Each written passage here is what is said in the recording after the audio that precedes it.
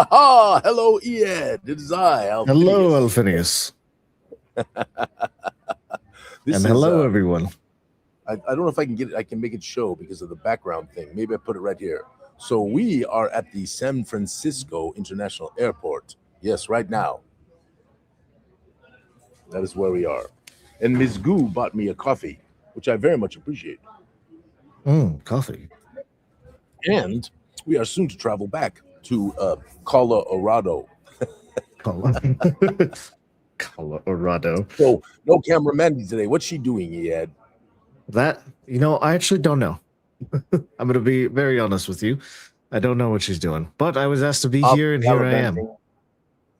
She's out gallivanting, but I'm excited because we're going to talk about VTT gaming, right? We're going to do some of your stuff and talk about that for folks. I think that'll be great fun. Yes. We're not doing the Monster Mash this time, though. We're doing the finale next week because Mandy would not allow us to do it. You know that?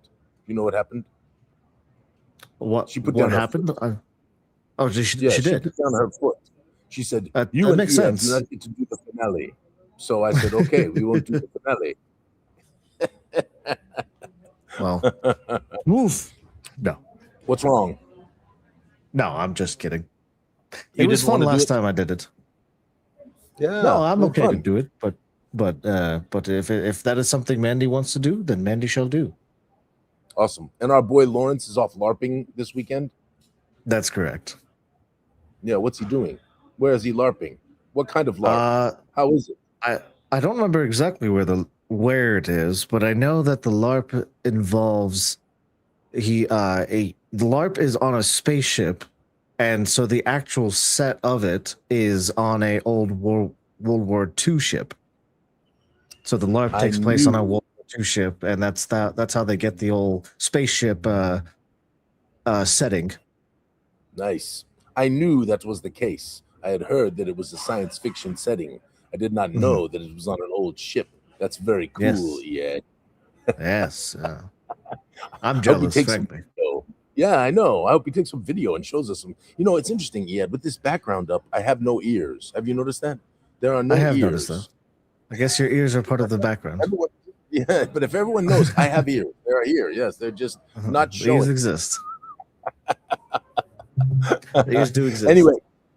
Yes. Well, let's do some social media. Oh, sorry. Sure.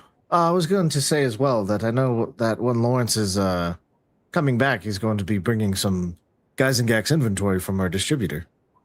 Yes, because we have to do the signed copies that Luke and I have to sign. So and we've been sending out a lot of stuff. People have been getting it, and people have been getting it. We're doing another 500. We're doing another 500 or something this week. Yes. We should be. Yes, that's the plan. Yeah, I think so. I think it's another 500 plus.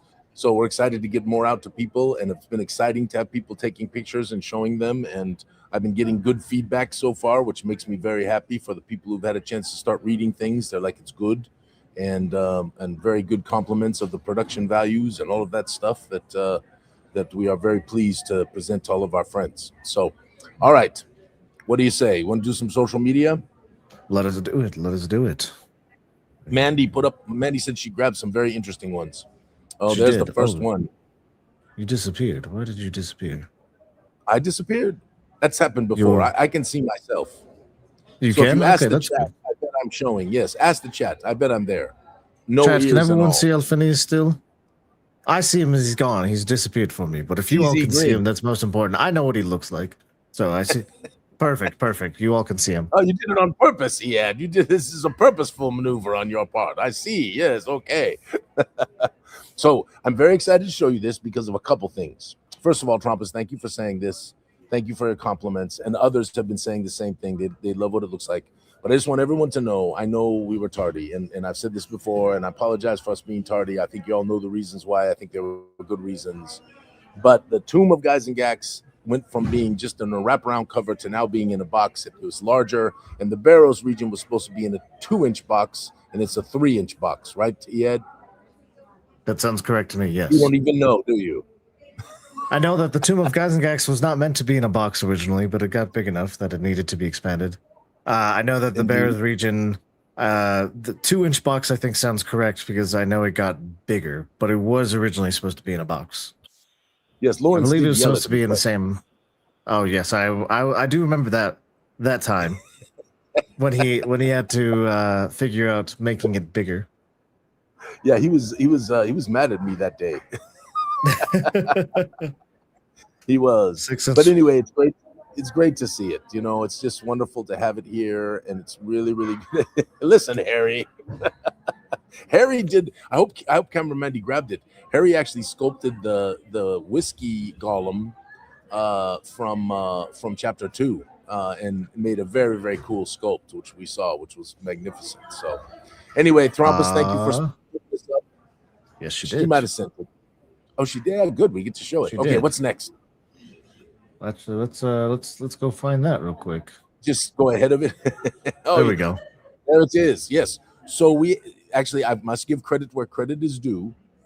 AJ, when we were doing chapter 2 together, came to me and said, "I really want to have the still actually be a golem and animate and fight the party." And I'm like, "That's a great idea." I mean, first of all, AJ in many ways was the instigator for the Butcher clan in the first place, and and this crazy, hillbilly thing that we brought to the chapters, and it worked out great. It became wonderful underpinning theme and all of that stuff. And when he came to me and he said, "I want to do the still," I'm like, "That's so cool." And then we had it illustrated, and it just all came together famously well. And though the whiskey golem is not one of the most famed characters of those early times, right? It is still a Right. fairly famed character. And I also noted Yeah. that some people were jelly that they didn't have this miniature when they ran chapter 2 in the past. So there's only one thing to do: run chapter 2 again. Run it again. Bam, bam, bam, bam, bam, bam, bam, bam, bam. Oh no, Michelle brings up a good question. So Michelle, darling, I really, really felt we have a little more time because, as Ead knows, in fact, you should talk about this, Ead. We are going very, very heavy through the Gloomport materials now. Yeah, This is the final proof. This is where everything you try to catch, every last little miss, right? A misnamed street on a map. You go ahead. You talk about it. Tell them kind of how you and Carrie and AJ and Macy and how you're all sitting in the war room. Tell them all what you're doing. Yeah, so we went through and we started off with writing down in a big old spreadsheet on multiple pages every sort of detail that we would want to check, and that involves like all of the locations, for example, and there were all of the different columns were the different facets of it, such as where it is in the book or what page, and where it is in Gloomport, and if there's any NPCs mentioned, and so on and so forth. We did that for maps. We did that for the items, the NSREs, the NPCs. So we laid out everything that we would want to check in detail, and then we went through one by one and checked every place that it would be. We'd go to its main location. We'd go to where it's referenced. So we went through to try to make sure that all of the fine details that are easy to miss when you're just thinking on a higher level overall about Gloomport, we went through and checked each one methodically. So now that we finished that part, that's what we call the war room. We went through and checked all of those details. The last stages, which we are in right now, are checking any last minute changes we might want to make, like what you're doing with making sure that some of the layout is all perfect and up to standard, as we say. So we went through those details, and now it's that last little check. Yes, we're battling that, and obviously trying to make the final touches, right? And Right. And as far as you know, every reference is correct, right? As far as I know, we checked every reference. That's impressive, Ed, because it's huge. Because it's 9 maps, not Darkenhaven 6 maps. So Gloomport is 9. The big poster maps, that's correct. It's 9 total maps for Gloomport as opposed to Darkenhaven 6. So for the smaller maps that are keyed, instead of 24, there are 36 of those. Yes. And but man, is it full of detail. Yes, but you all set it up pretty easy for the game master to use. Yes, tell them about how we did the smaller maps and how that works. So the smaller maps are the entire map of Gloomport split out into 8.5 by 11 cutouts, and then all of those have the map key. I'm sorry, I should say that pack of maps comes with a map key, and every location has a code. Those 8.5 by 11 split out maps have all of the location codes placed on those, so that as the GM, you can give your players the bigger poster map, for example, for them to look just at the artwork of the map, whereas you can have just your little section, your little relevant sections right there behind your screen. Or if you're, if you're playing online, like we're going to talk about today, you can of course show them on the VTT the bigger maps, and you can have your smaller maps just for yourself. Yes, because it makes it a lot easier for the game master if they're working behind their screen, or even if they're working on a VTT, to have the single. Basically, it breaks each one of the poster maps into four pieces, right? That's how it works. That's correct. So that's each one of the poster maps is 4 of those keyed maps. As someone said, it is the same style as Darkenhaven. That's correct. Thank you for letting us know that, David. We appreciate that. All right. So anyway, for those of you looking at the Whiskey Golem still, just put that in Whiskey Golem still. You see what I did there? Yeah, see what I did there? I didn't catch that at first. I like that. That was clever. A witty old man in my. This is anyway. For those of you still looking, if you want to give Harry a little bit of support, he does a wonderful little thing on my mini factory with some marvelous sculpts, quite a number of them from the world of Zyathé, and some cool ones like this Whiskey Golem. Very cool. All right, what's next, Sir Ed? Let us see. This is a little surprise for me. Yeah. So Joe Ingenito put this up, and it's a pretty cool thing. So if you wanted to get involved and actually play, you can check this out at MagmaCon, and I think we're getting very close to the time. So it's coming soon. So if you want to get involved and you would like to game master or something like that, you should let Joe know. Yeah, that is July 10th to the 12th. Yes, Ed. This is another thing. If you would please just take a note on this. Let's put this in the newsletter. Give Joe and the team a little boost. Can we do that? Sure. Put that in the team. Let me write that down for myself. Thank you, because that Facebook, they very much throttle posts like this because they think Joe should be paying all the time. Everyone should pay all the time. Pay all the time. Yes. You are running. I don't know who D20JIV is, though. All right, Rick.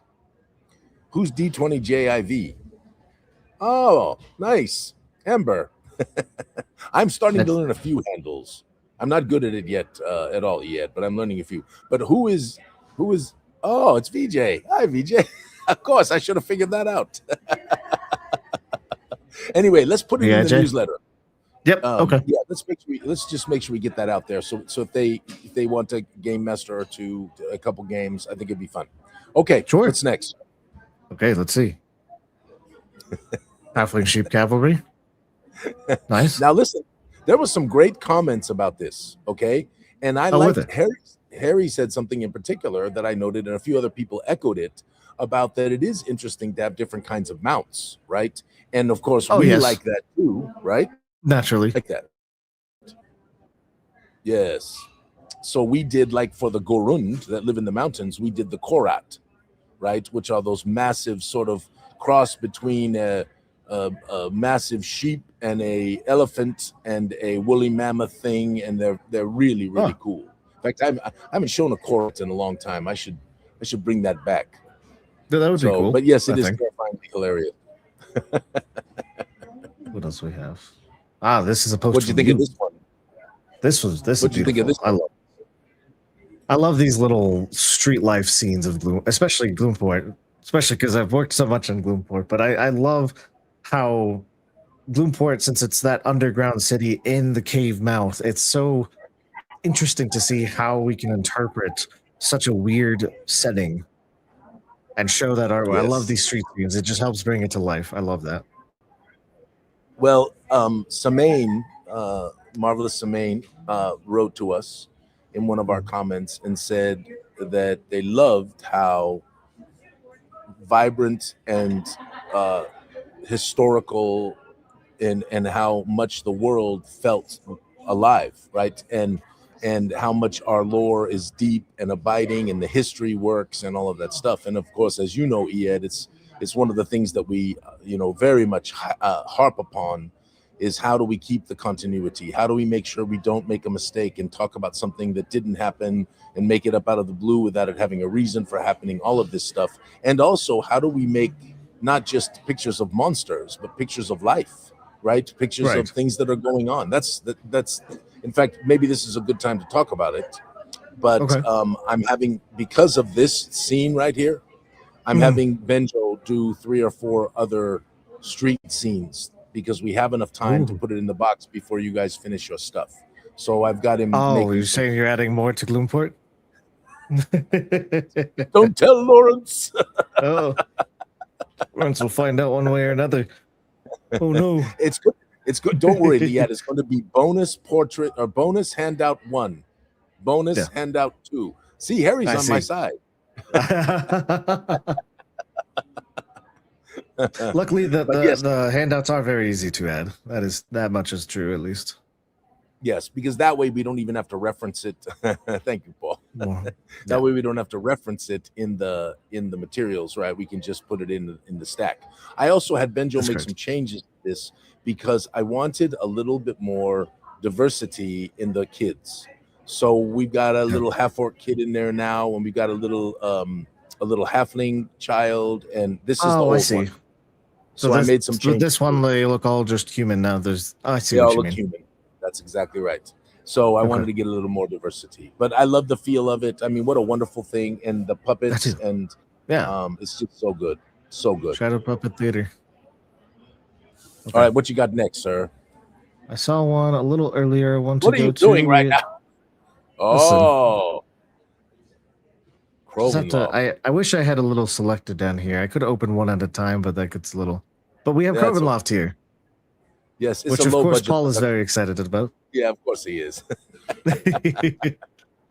So I put up the video. Thank you, Paul. Yeah, Paul. I put up the video. Yeah. And the video kind of showed the box again. This thing ended up in a box too. It was originally supposed to be just 3 relatively thin adventures, but it got a little longer. Got a little longer. So it's the beginning of the campaign, and Marvelous Stratanava, and the whole wonderful legacy and lore that's beginning to be built around these 3 vampire sisters, and how it happened, and the wonderful thing about Darstrov being the one who infected the oldest sister, and I mean, there's just so much to this wonderful tale, and I can't wait for the next Guys and Gags, because Crovenloft 2 is going to be magnificent as well. Have you had a chance to look much at it at all? Besides, of course, proofing the heck out of it in the past. No, because as soon as it's done, well, now actually I'm going to be helping out AJ as best as I can, trying to convert it to OSE. So while I have been focused on just proofreading, and last time I think it was mostly stats, this time I should be able to get a better look at the actual story. Yes, and for those of you worrying about timing, because Crovenloft in OSE is not quite converted yet, those are not being printed overseas. There's just not that many of them who ordered the stretch print package in OSE version, and so we're just going to print those here domestically. So as we all know, that takes 10-12 weeks off of the process. So we are that is something we are not super worried about in terms of timing for getting folks their materials. We can more quickly print here, and obviously get it to us much quicker. Yeah, much quicker. They're just down the road, really. Yeah. Yeah, no boat, no truck. Well, there's actually a small truck, little truck. Maybe someone's car. And that's what Yeah, right. It could be someone's car, and that's why Lawrence is driving back, because he's bringing back. For those of you who did such wonderful thing and supported us for the signed materials and really extended yourselves to help this little gooey company.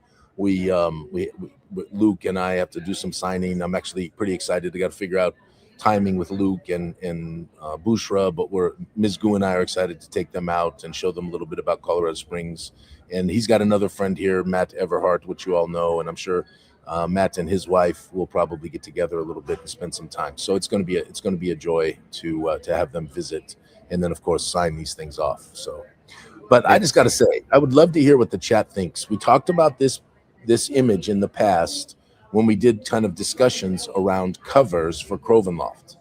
Okay. And this one overwhelmingly, when we were showing options, overwhelmingly got the we love this. And so I'm wondering, did it translate well? Does everybody think it worked out good? Is the chat liking our marvelous Stratanava? Yeah, she's a little bit of a badass on there. I would say so. Yeah, she's pretty good. Yeah, it turned out. Yes. We have people who are very much enjoying. Yeah. Well, Stratanava, I think, I'm hoping will go down as one of the great and wonderful, interesting antagonists in our lore for years and years and years to come. I think she's a very complex character. She's not just a BBEG you go in and kill.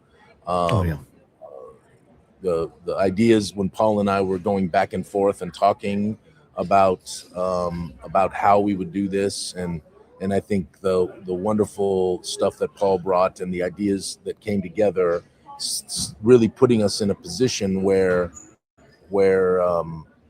so Andy, don't be quibbling, Andy. She might have had them in the Ghost Stone. She just didn't show them.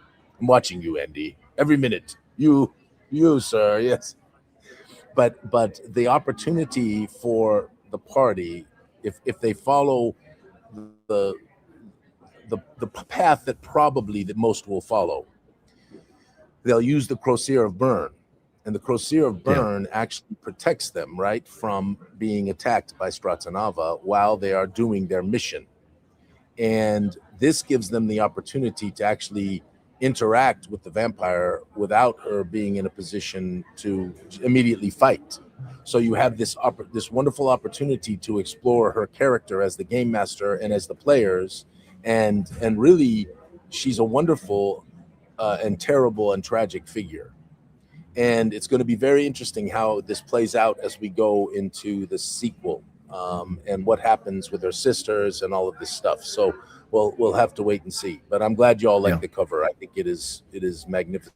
In fact, this is one I think I'm going to get printed up and have it put on the wall somewhere yet. I think that would be a good idea. This is a great cover. Yes, I agree. Okay, what's next? Because we got to get to your VTT thing.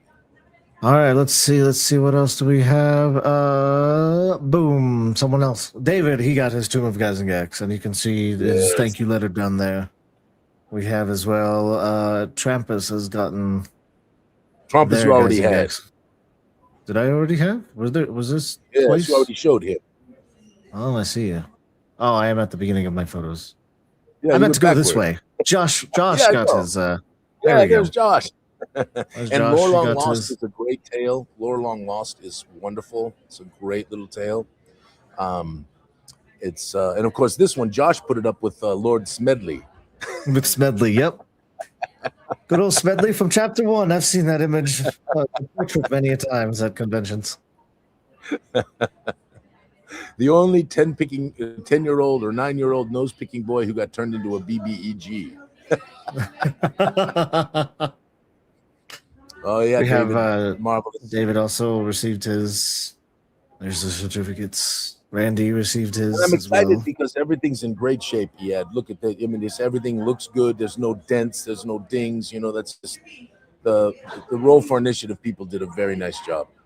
You did, yes. You see this pup on Gloomport, what do you do?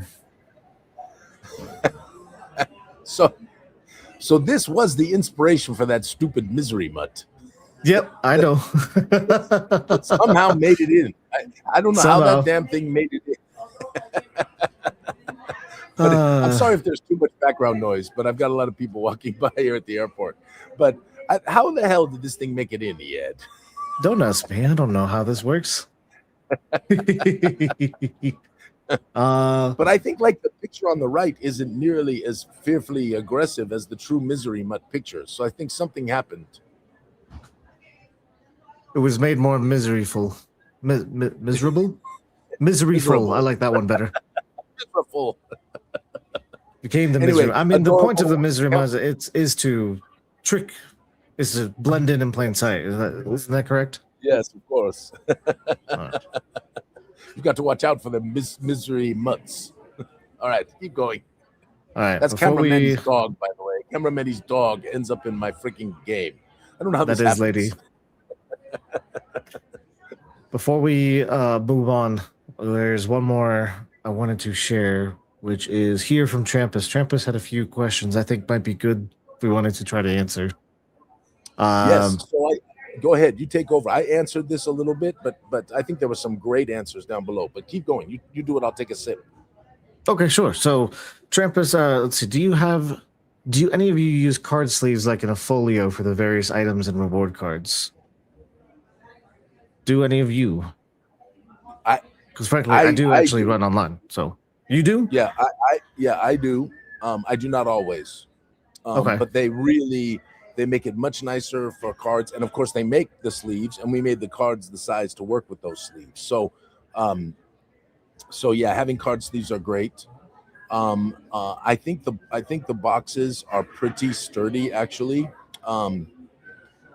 The newer boxes are a little thinner, so they are not quite as aggressively strong as the ones we had in the past, which are actually corrugated and all of that. But I think they look better printed as well. They don't have the striations and some of those things, so we get a little more. Oh, certainly.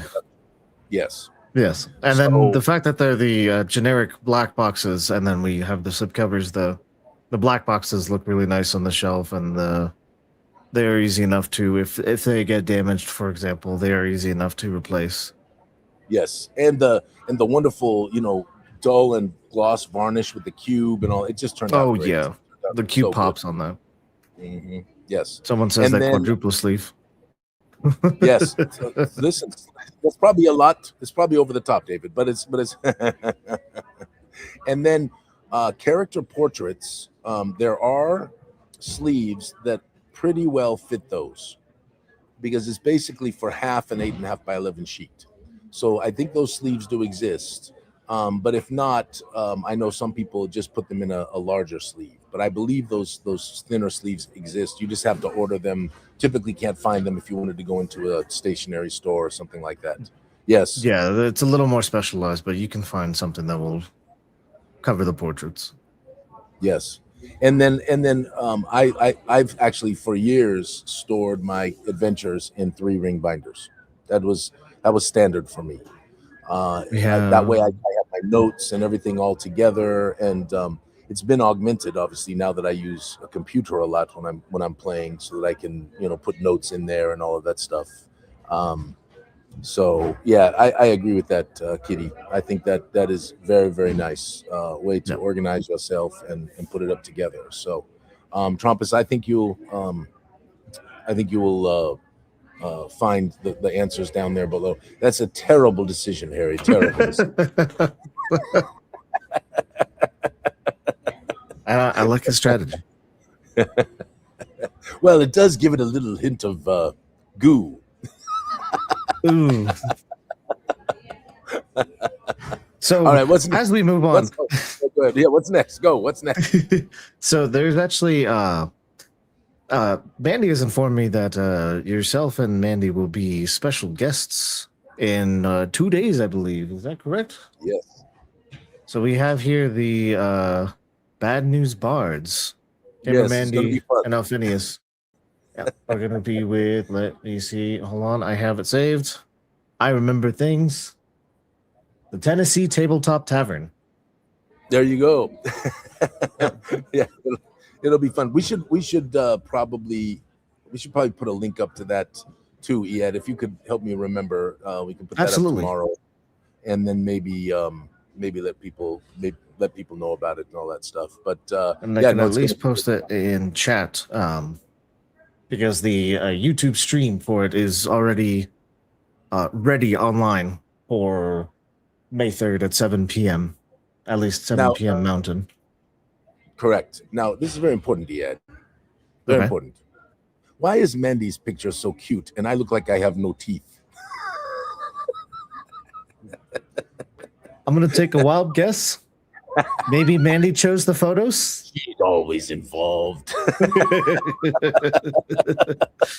I would like to look, say I have Alphinius nothing to with do with no this. I know that is quite a funny still of you. I think you're mid saying something, and it just happened to be when I forgot to put in your my lips are coming out of your teeth. All right, let's go. Move on. We'll send out Sure. about Now, I guess the question is, we have the special guests right now. They are hidden. Do we want to reveal them or no? Is that a secret? Well, we could. Shall we? Wouldn't we? Wait. Why wouldn't we? Yes. Luke Gygax. Why wouldn't we? One of my favorite dudes. I've heard that name before. Yes. So, Yes. and I'm telling you, Ed, people are getting it now. People have gotten digitals. They've had a chance to read. I think that tale is worthy of the history. I think that adventure is worthy of the history. I think that people are going to love it. I think the tables are going to love it, and I can't wait to start getting feedback about people who've run it. Yeah. I know Luke is proud, and I am proud. So I'm glad to see it almost at the finish line. I'm glad people can finally actually see or even feel physically. I know we're almost done with printing stuff for 5e at least. It's not all ready, but people have received physical things they can actually see. Oh, yeah. They can see that Guys and Gax is real. Yeah, and everybody who got the stretch print package, right, they're the ones who have to wait because they're waiting on the last of the stuff.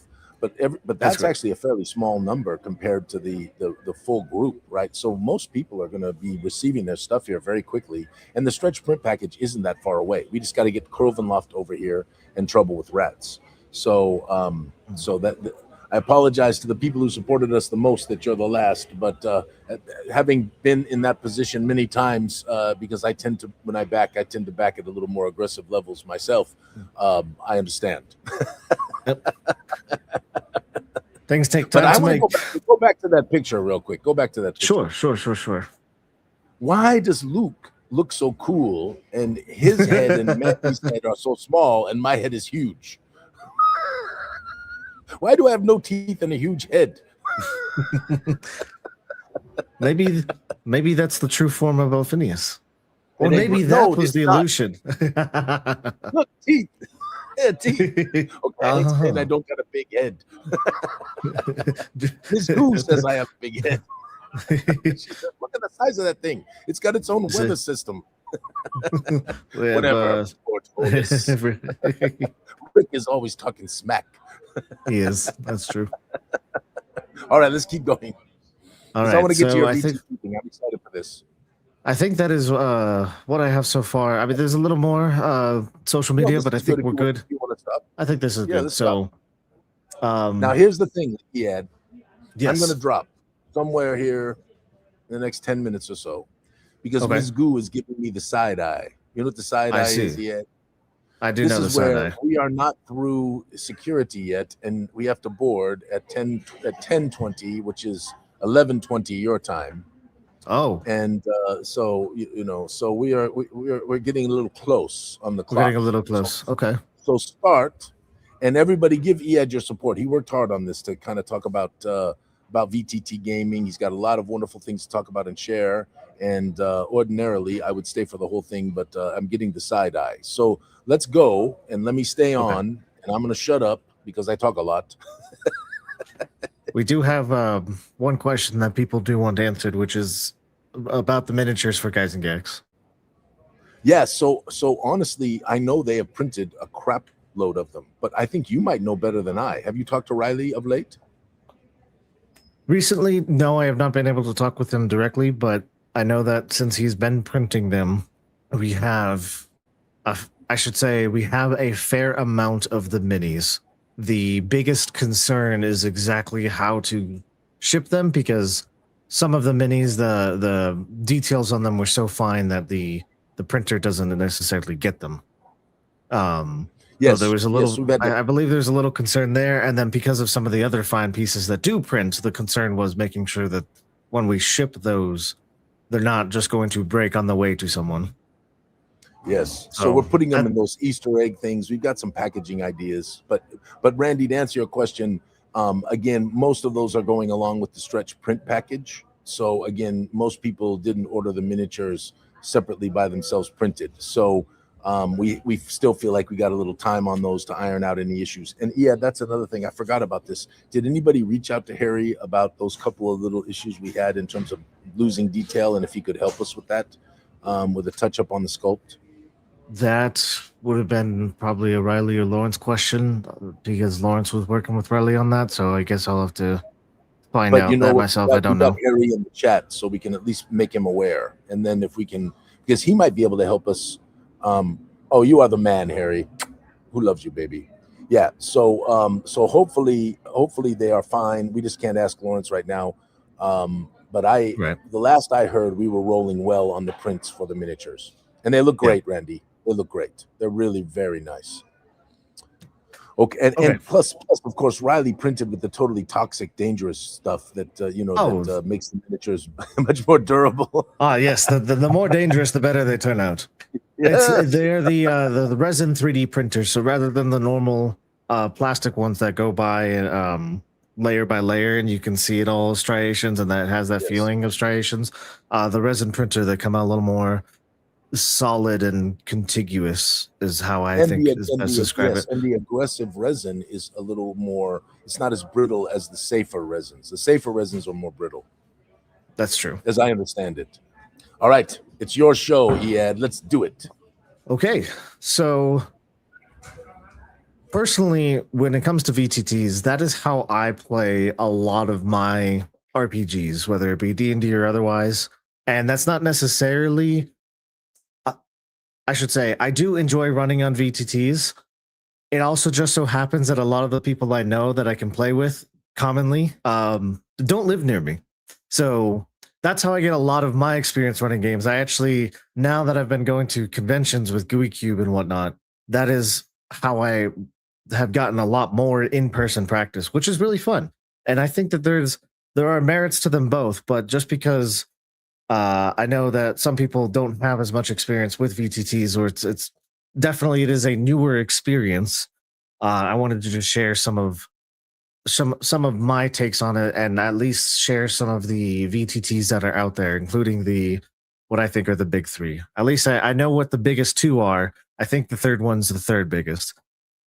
But, yes, and we have some folks in the chat who are also big on VTTs. And by the way, I agree with you. I prefer the table, you know this. But the wonderful thing about the VTT revolution, whatever you want to call it, is the fact that wherever you are in the world, you can play with your friend. And that is magnificent. That's I think the nice part. I have my Friday game that I've been playing with this group for, I want to say, a good 5 years now, or no, I'm sorry, 4 years now. And we have one person is here in Colorado, but another one is in California. We have someone in Chicago. My other group that I run for Lancer, we have some people on the East Coast. We used to have someone that played from Britain in a Pathfinder game I was in online, but the point I'm trying to say is, yes, correct. You can play with anywhere around the world, which is very nice. It's a good way, I think, to keep up with some of my long distance friends. I also find one of the reasons why VTTs are very nice is you get what you get out of it, or you get out of it what you put into it. So for as many features as you want to use, as much effort as you want to put into setting it up, that's roughly how much you get back out. That's the experience you can craft for your players. So if am running something simply and I just throw a map, throw tokens, and say go, then it's very simple. It's maps and tokens. But if I put light sources and if I put walls and doors and if I put levels and some ambient music that has a certain radius, then when you are moving the tokens around, you can see those effects and you can utilize some more of the the fancy computer visuals, shall we say.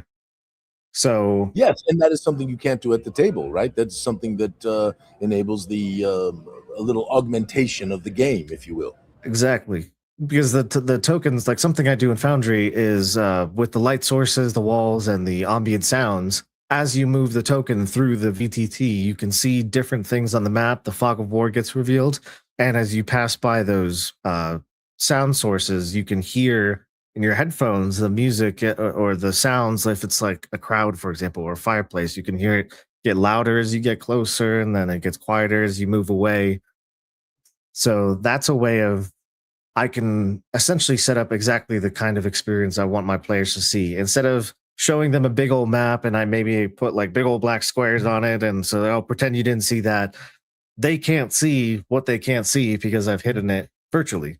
And the computer says, okay, cool, they can't see that. So they are actually surprised when something suddenly shows up versus like hey, pretend you just don't see this part of the map right here. I'm definitely a black sticky note guy. Yeah. I love the direct effect of revealing the fog of war. Black sticky notes, of course, are a very easy way to do it in person, but I do like the way that it is so exact on a VTT, as long as you set it up right. Yes. The only frustration I have with that, there is my alarm going off telling me that it is time for me to go to the It's time to thing, go. but I'm going to turn it off for a second, and then we'll Okay. talk for a second, and I'll go. So Sure. another thing that I do love about the VTT environment is the light sourcing and all of that stuff that you speak about, right? This is wonderful. The thing I don't love about it is the forcing of the grid system, because one of the things about early D&D was everything was designed around graph paper, right? Yeah. Basically, that was the idea. And you had, all of your maps were very square and they were boring. This is the truth. Yeah. They were boring. That's And true. one of the things, as we evolved, right, we began to have much more organic maps and curving, tunnels and thinner passages and thicker passages and all of that stuff. But with the VTTs, the way they were designed, they force you back to this very, very Push you strict back to the grid. Yes, which I do not like. But I forever receive criticism from our marvelous friend Andy for not making everything gritty. I love you, Andy.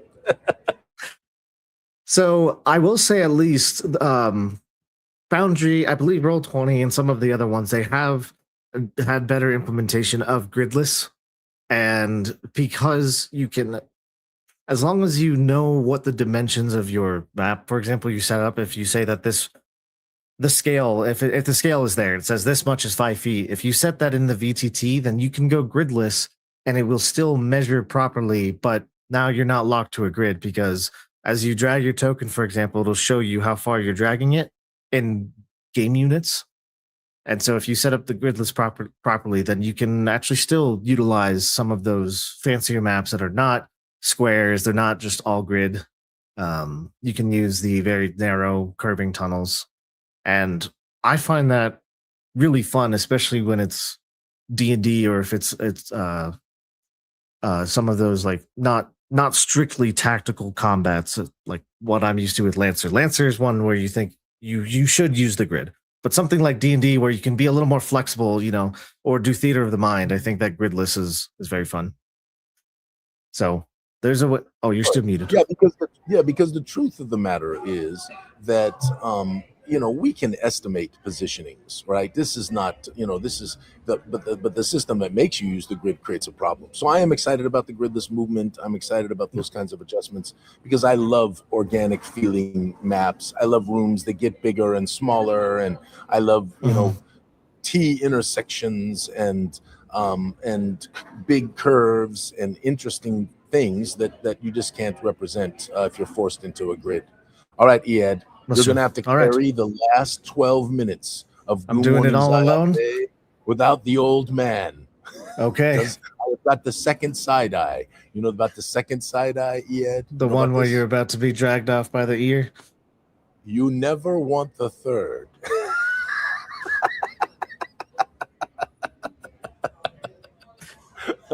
Have a safe flight, sir. All right, my friends. I Much hope love. I hope Thank your you ear for- doesn't get ripped off. Thank. I hope not to. It kind of looks like it has already, right? It looks like it. But... I hope you all have a wonderful rest of your day. Enjoy these last few minutes with Ed. Give him some support in this because he really spent some time. He's got some pictures. I will do so, Rick. Thank you. We will.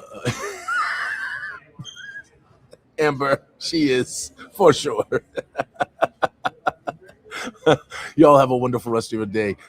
Make me proud on this VTT thing. You're doing great, Ed. I'm proud of you. Have a wonderful day. Safe flight, Alphinius. Bye-bye, my friends. Well, now that he's gone. So, well, before I continue, I do want to say thank you all for sticking with us so far. And now that he's gone, well, technically he's still listening, but he's going to be gone in a moment. But thank you for listening so far and for bearing with us in Goo Morning, Zyathé. I hope this is indeed entertaining. I think I learn something new every time about Zyathé from Alphinius when I'm on the show. So it's a great time. And now this is my first time doing it alone. So I just want to say thank you for sticking around. I see we have a question. Have you incorporated music into your VTTs? I do like to use on VTTs. I like to put ambient sounds on the map. Like I mentioned with Foundry. Foundry is the one I personally use the most. You can place sounds and you can make them have a radius, so that way they only are on the map where they are relevant, like the sound of a fireplace, for example. If I can get those sounds, then I do like to put those there. But music, I tend to run just with a bot in Discord because it's I'm just very familiar with Discord. It just makes it very easy for everyone to individually control, and the bots can access my Spotify library, for example. And on Spotify, there have been many RPG playlists made that are for combat or to fit exact certain vibe, and so it's very easy for me to just put a link into the bot for a Spotify playlist, and then it will go. And that way, when all my players are listening, they can just change the volume of the bot that they hear, and that way, if it's like too loud for them, they can just turn it down to how they prefer. Randy, thank you. I have not forgotten about the giveaway, but I will do so in a moment before we time out. What new item do you want to add to the canon? I will let legendary items come out first, and I will see how people like that, and then I'm going to think on it. Because I have some ideas for items, but I want to see how people like the legendary item format first, to see if that's something that I still want to try to add. Because the legendary items sort of evolve over time. They're weapons or items that get stronger as you complete rituals for them and such. So they're more than just rare magic items. They are meant to be truly legendary.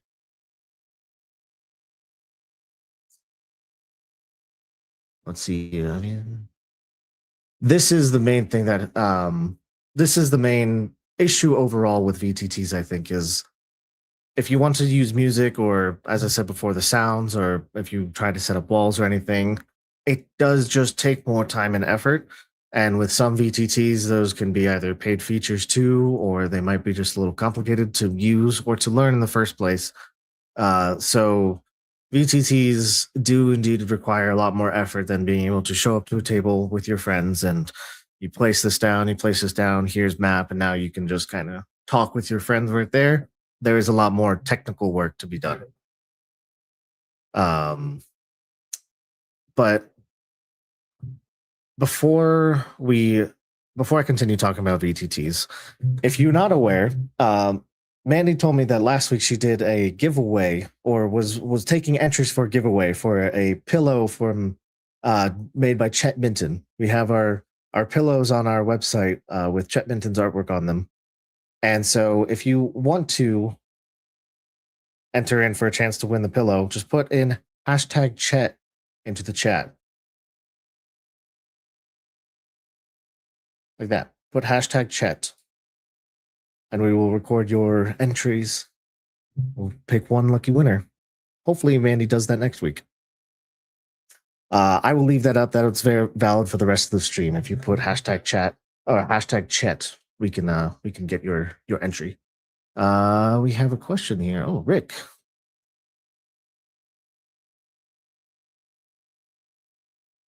Roll 20 vault for Zyathé on the non-buyable material.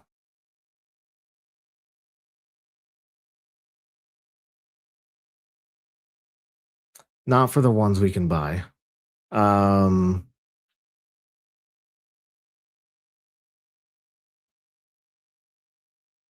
don't know. I probably.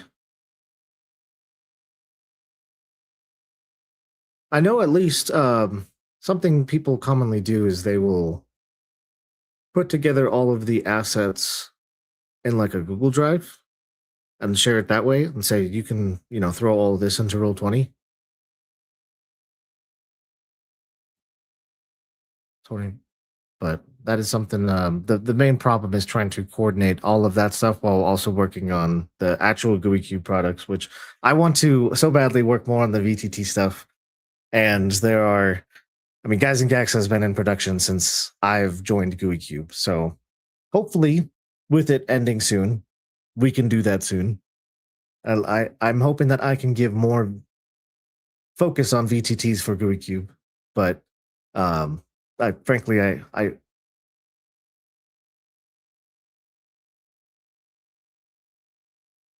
yeah. I'm afraid I might need a little more context because from what you're saying, it sounds like it can be done, a way of sharing just VTT ready stuff for Roll20 or Foundry from Gooey Cube, but I don't know exactly what you're talking about. But all right, so hashtag Chet in chat if you want to run the win that pillow. I'm going to continue talking about VTTs. So as I said already, the nice thing about the VTTs is you can do all of that fancy ambiance setting effectively. You can do the lighting, you can do the music, you can do the sounds, you can do fog of war. Certain VTTs have specific features. Foundry, for example, I know has lots of community-made modules, so that can help with, if you find the right ones, if you learn it, you set them up, that can add a lot of ambiance or automation. The nice thing about VTTs, I think, is when they are set up correctly, the system for the VTT is set up correctly so that the character sheet can tell you what your roles are, can calculate it for you. And the backside of that coin is when it's a little too visually dense and then players don't exactly know what they're looking for. That is something that you do have to watch out for, and that is something that I do occasionally run into with Foundry, is because it is set up in such a way of trying to make everything packed in on the character sheet sometimes. That can be hard for players to find if they're looking in this place or then this place, and where's their stat? Okay, they got to go to a different tab. So that is one of the downsides of VTTs, is people are very used to, I think, character sheets, and character sheets were made in a specific way to easily relay information. And on VTTs, sometimes they're set up really well for automation, but then hard to just look at. I do agree here with Andy's comment about VTTs being good for initiative and conditions. That is a great idea. I actually really love that. Play from your mind, not your sheet. Fair enough. You know what? Fair point. If you just memorize your entire character sheet, then you don't even need to worry about anything. But no, this is a good point because of VTT's ability to have initiative tracking and conditions on the different tokens. Depending on the VTT, you can maybe even put notes specifically onto tokens. That is a way for having the computer just handle tracking all of those fine details that get muddled up in a complex combat. If that monster has stunned until the end of this person's next turn, but that one is blinded until the end of its next turn, and when all those different effects with different timings are going on, then that can be easy to lose track of. So I like your idea of even just using the VTT for trying to keep track of that. Which leads me into my next point about VTTs being able to track all that information for long periods of time. Something that I like to do when I'm running on VTTs is provide my players some information in journals, and whenever something comes up that is specifically relevant to their characters, or if I give them special items, I try to put that into their character sheets. And there is no forgetting about an item. Well, let me backtrack. You can forget about items, but it will be present on your sheet. If it's in, like a VTT, if I set it up right, I put it into my player's sheets, that's going to stay there. They might forget about it, especially if they don't look, but that's going to stay there. If I set it up, then it's just going to have the description there. Hopefully it's already working. Automation wise, the damage or whatever is configured if it needs to roll. The notes, the items like that I can set up and just give, or if I need to put notes onto a player's sheet, or if I put information that I want my players to be able to have, they can just see that rather than trying to rely on someone in the group writing it down, or if they, forget by chance. I would love to. But that's something I do really enjoy about VTTs is the fact that I can just handle so much information, and it's not a big physical mess, or I'm not flipping through so much paper. But that's also because I'm very used to computers, and I know for some people flipping through papers is the easier part. So it's kind of preference. I like, with so much information, being able to have it digitally so that I can easily search it up and reference it, or I can just share it as is with players without having to give them the paper, or having to try to hide a certain part of my page that's spoilery, but some of it's not. I can just exactly craft what I want players to see or know and just provide that to them. Before I move on talking more about my experience with VTTs, I do want to share some of the VTTs that I've seen out there, and I know it's 11. I promise I will end soon. But just a real quick, these are some of the VTTs that I know of. Some of them I'm personally familiar with. Some of them I've only just heard of, and I don't actually have a recommendation for. But pulling this up here, I would say, and I don't think anyone would disagree with me here, but I think Roll20 is the most popular, or at least the most well known. Roll20 I have used. Currently I use as a player, and it is pretty easy as a player to use. One of the nice things about Roll20 is that it is hosted by Roll20. It's just hosted in the browser, and so it's very easy to set up. If you are the GM, you can just log in, create your campaign, for example, and start putting stuff together, and then your players can easily just join that if you give them the share link, if they join the game under their account in Roll20. The downside is, at least in my opinion, since it is hosted by Roll20, you are very limited in terms of how much data you can upload to it. All your big maps, if you're on the free plan, you'll tend to have to start deleting some and switching out, or try to find ways to just make it smaller, but you're going to reach a limit at some point. And then, since it's a sort of live service as well, there are also some of the nice features of Roll20 which are locked behind the subscription. Roll20 is a subscription if you want the fancy features. So some of the nicer stuff is hidden behind that paywall, and it's not a one-time one. Or Foundry, which is my personal favorite. This one is a one-time purchase. Once you get the license, then you can just use Foundry. The downside is that it is hosted it is run essentially as a little server application. And so by default, you would be hosting this on your own computer. So players could only connect to the world if, for example, you had it running on your computer. If they ever wanted to check over their character sheet again between sessions, you would need to have Foundry running. Something that can mitigate that is if you either had your own server where you could leave it running, or there are Foundry server hosting sites like the Forge. The Forge is the most popular one. This one's super easy where you can just log in, essentially create your worlds. And for the Forge, the more you pay is usually just the more data you can have, which then goes back into, eventually you're going to run into limits. But I think the Forge, when you pay for the GM versions to have more space for your data, that gives you a lot of space, if I remember correctly.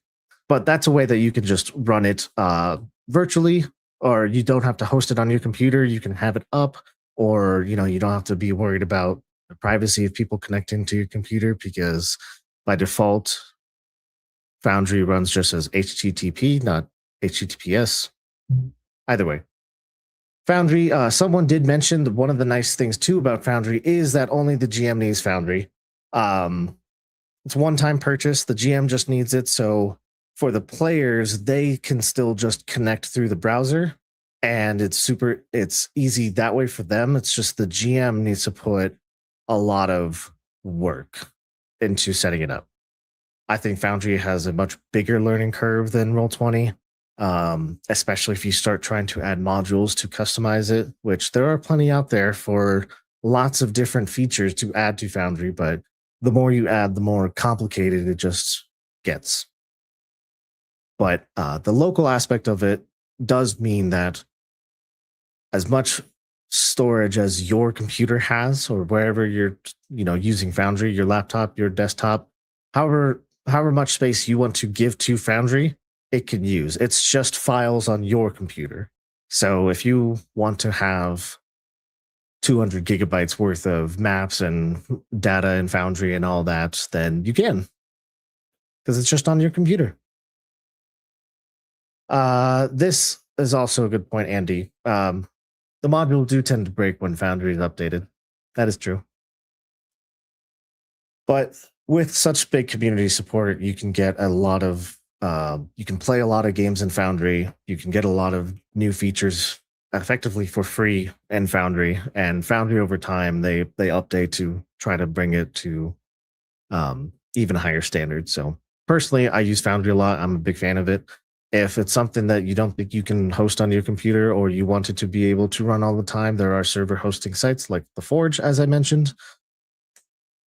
But moving on, enough fangirling about Foundry. This, I think, is the one I hear third most. At the least, I know that a lot of Gooey Cube fans use Fantasy Grounds, but Fantasy Grounds is another one I'm not personally too familiar with, but this is one that I know that a lot of our community like. We have Alchemy RPG. Oh, thank you. According to Death Angel's Shadow, Death Angels, Fantasy Grounds is the highest learning curve of them all. Alchemy RPG, this one, from my little experience using it, is more for that scenic and narrative GMing. I know it's been in development, or at least when I last looked at it, it was more in a development status than necessarily like fully ready. But the point of Alchemy was more for that visual. You have like a very nice scene set up right front and center, and then all of the NPC interactions are meant to try to be immersive. So this is more for the like less super tactical GMing style, or like, you know, less maps, or less, you don't need as many of the like super fine features, and it's more the features for making it look, or making it all look nice, or bringing the storytelling immersiveness to the table.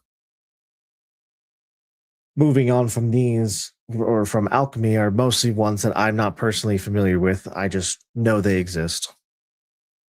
Oh, we have most polished and automated implementation for fantasy grounds once you get up to speed, according to Andy. But moving on, I know that these ones exist. There is Sojour. This is another VTT. We have Albert Rodeo, which I've already seen multiple times in chat mentioned. But again, don't know it myself. We have Hedron. I know that Hedron, I actually met the creators behind at Pacificon. What was it, 2 years ago? Almost 2 years ago. So it's cool to see it come this far. Otherwise, I don't actually know too much about it. I know that it is technically in development, but at a state where they could release it. We have DM Hub as well. The only thing I know about DM Hub is I think people enjoy that you can essentially create maps within it. It has a in VTT map editor. So some people like this one just because you can, within the same program, create the map and then put it up and run it for your players. We have here Cauldron VTT. Another one that I don't really know personally myself. Last but not least, at least for my little selection, is it's technically a VTT. It's not exactly the same as the other ones, but it's a video game called Tabletop Simulator. And when I first played D&D online, my group used Tabletop Simulator, which is, as it says on the tin, just a simulator for a tabletop. Many times it's used for like board games, but you can get minis, mini models and dice models and whatnot, and you can put map images down on the table and actually run a real table virtually, as opposed to, you know, like most VTTs that are just a program. I don't know. This is how I started off, and so I have a weird fondness for Tabletop Simulator. And I know you guys have been talking in chat. Let's see what some people have said. Here we have good things heard about Albert Rodeo. Map Tools by RP Tools is free and open source. So there we go. That's a good one to note. Map Tool by RP Tools. Thank you. Who did Hedron? I don't. They used to be called. Oh, they had a different name. I will see if I can find it, and I will post it in Facebook, or if I can find it really quickly right now.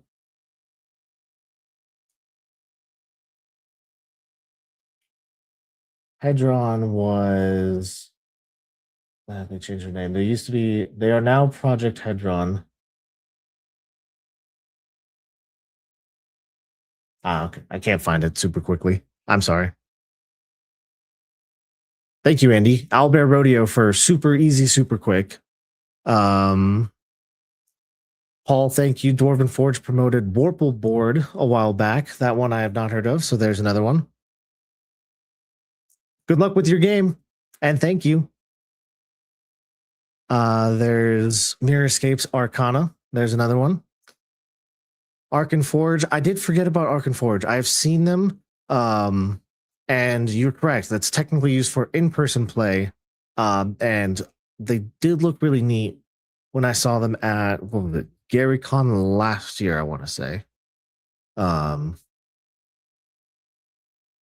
But if I remember correctly, the idea is that you can use virtual maps, but in person. Is that correct? Okay. Yeah. Thank you, Andy. There for in person. That's the main point. But I believe it's for if you have like a digital screen. Is that correct? Throw a TV on the table. Yeah. Okay. Cool. Virtual terrain system. Thank you, Paul. Or dual displays. Okay. Neat. Well, so those are a lot of VTTs being mentioned. So my personal favorite, Foundry. A lot of you have said that Fantasy Grounds is extremely polished and a very high learning curve. Roll20 is pretty popular. Everyone generally knows of it, and there's a lot more for your exact preference. But I will try to wrap things up here soon. VTTs. I love them. I think they have their use. They definitely have a lot of features to add to the immersiveness, and with that comes the extra effort in setting up. And the last thing I just want to leave with before I just talk forever, because I know it's 11:15. I do want to end it. Someone actually reached out a while ago to the support inbox. They were asking about how they could run, I believe it was Darkest Dream or maybe Foulest of Spirits, online, because their group was moving over from in person. Some people were moving away, so they had to switch to online. The most important thing to keep in mind when you're using VTTs and setting up is the point of it, ideally, is to help you run, but your running is the overall goal when you're playing RPG, when you're GMing. If you are getting too focused on the VTT itself, and it is trying to use the VTT's features, distract you from your actual running, then that is, I think, where it starts to become more of a hindrance rather than a helpful tool. So always use just the features that you want that will help you. Obviously, it's going to take some more effort to set up, but if you like it, if it actually is helping you, if it's adding to the immersiveness, then use it. But if it's just going to be a distraction for you or a distraction for your players, if it's something that's just going to take too much time away from actually running the game, thank you. Remember, if you can, go watch the Bad News Bards, May 3rd, 7 p.m. I posted the link. I'll post it again. We have Alphinius, we have Cameron Mandy, and we have Luke as well.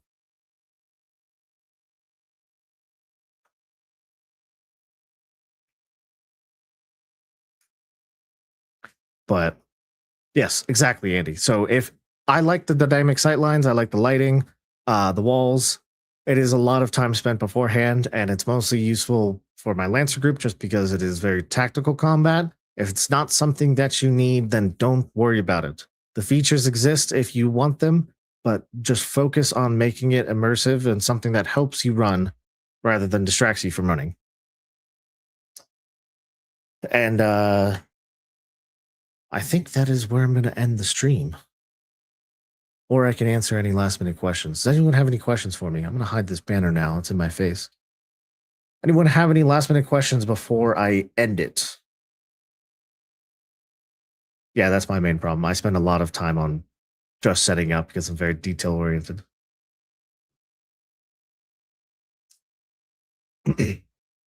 Where's the stream? The stream is Tennessee Tabletop Tavern. Is posted in chat, and I'm going to be, or Alphinius will be posting it in Facebook as well. It's a YouTube stream on the Tennessee Tabletop Tavern page. Upcoming digital packages. Yes, I can. So, sorry, it took me a second to think of what you were talking about. We did this actually with Trouble with Rats, but we were actually able to have some of us, including some of our designers, chat alongside Andy and Amber, two members of our community. And the point of the discussion was trying to make the assets in our adventures, the digital assets, as easy to use for VTT as we could. And so we did this with Trouble with Rats, actually. What we're going to be doing, ideally moving forward, is we're going to be, instead of providing our artwork and our maps strictly just as PDFs, we are going to be exporting we're going to be adding to the digital package the images themselves at high resolution rather than just PDF. Because I know, as Andy has vented about many times, sometimes extracting the artwork or the maps from a PDF file gets low quality results, and then putting that onto a VTT and you're trying to zoom in a lot to show the map, or you're trying to show artwork on the screen, it doesn't look super great.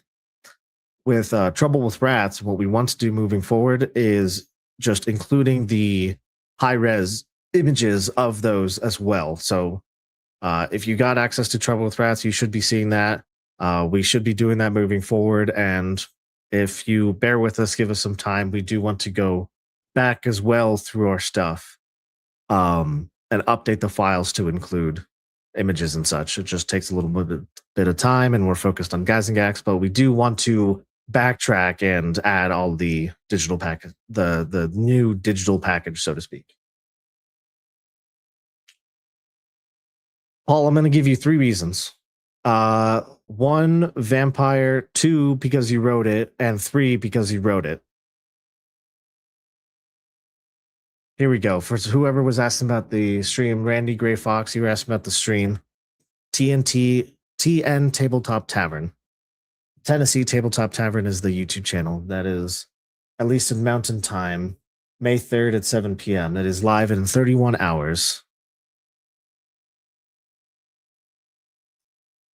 I personally have not gotten a chance yet to read the first draft, but I saw your email. I got it.